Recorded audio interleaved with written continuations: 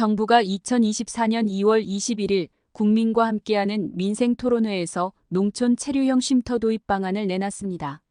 체류형 쉼터는 도시민이나 주말체험 영농인 등이 농촌 지역에 체류할 수 있는 임시 거주 시설입니다. 정부는 최근 도시민들의 도농복합생활 수요가 증가하는 상황에 맞춰 큰 비용을 들이지 않고 농촌 생활을 경험하게 함으로써 농촌 소멸 위기를 타개하기 위한 목적이라고 설명했습니다. 오랫동안 불법 온상으로 방치된 농막이 체류형 쉼터라는 새로운 형태로 재탄생할 수 있을지 관심이 쏠립니다. 정부 발표 내용을 모아봤습니다. 농촌 체류형 쉼터를 도입하겠습니다. 농촌 체류형 쉼터는 도시민이나 주말 체험 영농인 등이 농촌 지역에 체류할 수 있는 임시 거주 시설입니다. 최근 5도 2촌 등 도시민들의 도농 복합생활 수요가 증가하고 있는 추세입니다.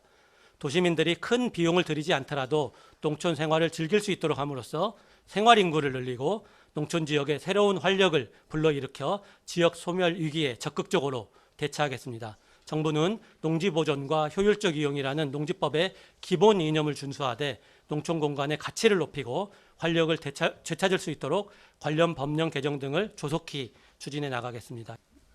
쉼터 같은 경우에 농막도 아니고 농촌 주택도 아닌 제3의 개념인 것 같은데 이게 농막처럼 주택수에 포함되지 않는 그런 시설인 건지 좀 궁금합니다. 농촌 체류형 쉼터와 관련해 가지고는 사실 이제 구체적인 내용은 저희가 이제 추가적으로 이해관계자 의견도 수렴하고 관련 부처와 협의를 해야 됩니다. 근데 이제 이거를 이제 도입한 취지는 저희가 이제 작년에 9월부터 11월까지 설문조사를 좀 실시를 해봤더니요. 응답자의 한 80%가 농촌 체험형 거주시설이 필요하다 이런 의견이 나왔고 한 40% 정도는 바로 귀농 귀촌하기에는 주택 임대 및 신축 비용이 부담된다 이제 이런 부분들이 있어가지고 저희가 이제 기존에 농막이 있지 않습니까? 근데 이제 이 농막은 기본적으로 창고를 하는 개념이기 때문에 사실은 거기는 거주형 시설이 아니거든요. 물론 이제 불법적으로 이제 거주를 하시는 분들도 있지만 그래서 이 농막과 다른 개념의 농촌에서 특히 이제 비농업인들을 대상으로 하는 체험형 주택, 그러니까 체류형 쉼터 같은 개념을 도입할 필요가 있겠다 하는 식으로 의견을 이제 모아져서 이제 그 부분을 이제 하기로 결정을 한 거고요. 이 부분에 대해서는 이해관계자 의견을 좀 추가적으로 수렴을 한 후에 관련 법령 개정 절차를 거쳐서 구체적으로 농촌 체류형 쉼터를 어떻게 할 것인지는 추가적으로 올 상반기 중에는 그러한 의견 수렴 절차와 관계부처 협의를 거쳐서 하반기 중에 법령 개정 작업을 하려고 합니다. 체류형 쉼터도 어떻게 보면 이게 펜션 같은 게 많이 들어선다든지, 그러니까 이게 아니면 숙박 시설처럼 될 수도 있는데 농지 주변으로 난개발 문제가 늘 있지 않습니까? 그러니까 그 농촌 경관을 어떻게 계속 그 관리를 해나가실 그 계획이 있으신지를 여쭤보고 싶고요. 그 체류형 쉼터와 관련된 부분들도 이 부분이 뭐 펜션이라든지 뭐 이런 쪽으로 해가지고 좀 난개발로 이어질 거다 하는 그런 부분들이 있는데 이거는 그거하고는 좀 차원은 틀리고요. 농촌 체류형 쉼터는 아주 작은 면적입니다. 예를 들어서 그 지금 현재 농업인이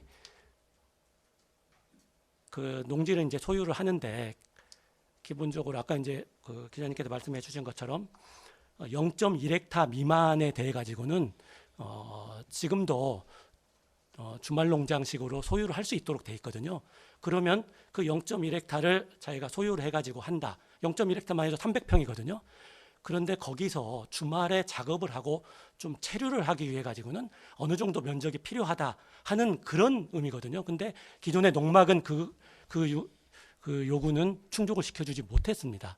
농막은 20제곱미터고요. 그리고 농막은 기본적으로 주거용 시설이 아니기 때문에 그래서 이번에 저희가 그보다는 농막보다는 조금 큰 정도로 그래서 여러 가지 이제 외국의 사례들이라든지 해서 농막보다는 조금 큰 정도로 주거 시설도 들어가야 되기 때문에 체류형 쉼터를 도입하겠다는 거고 이 부분은 기존의 농막과 같이 이 부분이 있어가지고 농촌의 경관을 해친다든지 이 부분이 뭐 펜션으로 변질된다든지 하는 그런 문제는 크지 않을 걸로 보고 있고요.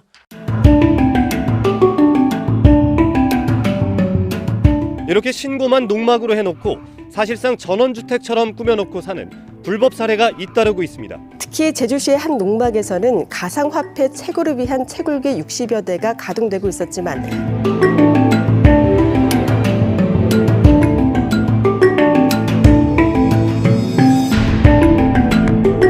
가칭 농촌 체류형 쉼터를 도입하겠습니다. 작업을 하고 좀 체류를 하기 위해 가지고는 어느 정도 면적이 필요하다. 기존의 농막은 그 요구는 충족을 시켜주지 못했습니다. 농막은 20제곱미터고요. 농막보다는 조금 큰 정도로 주거시설도 들어가야 되기 때문에 체류형 쉼터를 도입하겠다는 거고, 추가적으로 이해관계자 의견도 수렴하고 관련 부처와 협의를 해야 됩니다. 하반기 중에 법령 개정 작업을 하려고 합니다. 오늘은 단열의 끝판이라 할 수 있는 150티우레탄 징크 판넬로 농막을 제작하는 다누리 주택을 소개합니다. 지금 전시된 농막은 3.6 사이즈의 단순하고 깔끔한 외형으로 농막에 대한 규제가 강화되고 있는 추세에 대비하여 엄격한 규제를 반영해 제작된 농막입니다. 다누리 주택에서 사용하고 있는 판넬이 바로 이 판넬로서 150티우레탄 징크 판넬입니다. 방음에 탁월하고 준불연제로서 건축 자재로 사용되는 고급 판넬이지만 많이들 사용하지 못하는 이유가 단가가 비싸고 재단이 힘들기 때문입니다. 그러나 다누리 주택에서는 하나를 만들어도 제대로 된 농막을 만들자는 신념으로 마진을 낮추고 자부심과 긍지를 높이기로 하였습니다. 지금부터 농막 내부를 살펴보겠습니다. 출입문을 열면 정면에 화장실이 보입니다. 바닥은 미끄럼 방지 타일을 부착하였고 수도배관은 동파 방지를 위하여 자동 열선이 감겨 있지만 만약의 경우를 대비해 노출 방식을 선택하고 몰딩으로 마감을 하였으며 보다 넉넉한 온수를 사용할 수 있도록 50리터 온수기를 설치하였습니다.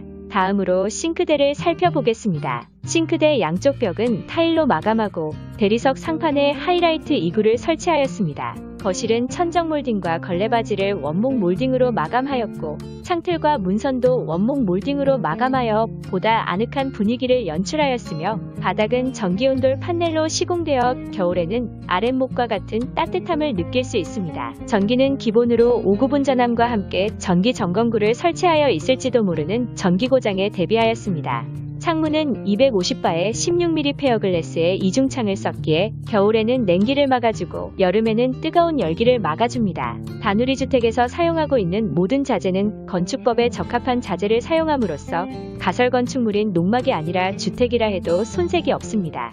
공장 내부를 한번 둘러보겠습니다. 내가 주문한 농막이 어떤 자재로 어떻게 제작되는지 알아야 합니다. 소비자 입장에서 완성된 농막을 보았을 때 알 수 있는 것이라고는 외벽과 도배지로 마감된 내벽이 전부입니다. 같은 외양의 농막이라도 어떤 자재를 쓰고 어떤 방식으로 제작하느냐에 따라 원가가 달라지고 성능이 달라집니다. 사람이든 물건이든 기초가 든든해야 합니다. 베이스를 6T 잔넬로 짜서 튼튼한 틀을 갖춘 뒤 부식을 방지하고 들지나 곤충의 침입을 막기 위해 바닥은 아연 철판을 부착하고 방청 작업을 합니다. 베이스의 무게가 거의 1톤이라 사람의 힘으로는 뒤집을 수가 없기에 천정 크레인을 사용하여 뒤집고 베이스 안을 우레탄 뿡칠로 속을 꽉꽉 채워줍니다.